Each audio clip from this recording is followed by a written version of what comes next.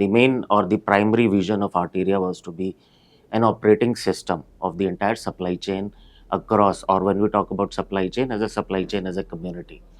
So Arteria takes care of the entire upstream, downstream. So it is mainly formed on four pillars on the supply chain ecosystem, and that is what a key USP is. So the first pillar is what we call as an upstream supply chain. The second pillar is what we call as a downstream supply chain. The third pillar is what we call as embedded payments and collections. The fourth pillar is what we call as the embedded banking engine. These are the main pillars based on which Arteria has been formulated. Like as I said, Arteria is the operating system based on which the entire, to govern the entire supply chain ecosystems.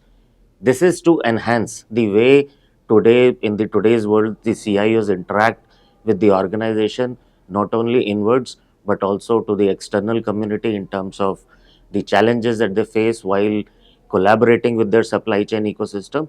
That is what Arteria offers in terms of a comprehensive ecosystem built on a platform that caters to the end-to-end supply chain ecosystem and also peripheral services like transportation, logistics, and even warehouses. So the major benefit, in fact, few of the major challenges I would first talk about of the CIOs that I've closely worked with, they've always been tightly circumspect in terms of how a system is going to interact or integrate with their own core ERP, which in our case typically is around SAP, and how the function of it would be, how their internal users get acclimatized to it, how the external users would be using it. So the way Arteria works, and in fact the way we have been solving all these challenges is the entire system as a core architecture is built on SAP, which makes the life of majority of the CIOs very easy in terms of their internally there is no change management that we are talking about, and externally all of this scenarios, it takes care of the majority of the headache which is dealing with the supply chain, its associated challenges, and also in terms of the peripherals and services.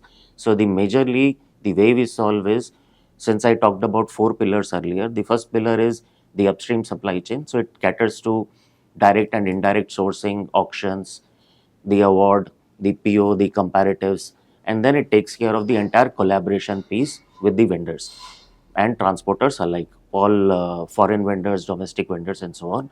Going downstream, the second pillar is the downstream supply chain, which caters to the warehouses, which caters to the dealer distribution network, which caters to the retailers part.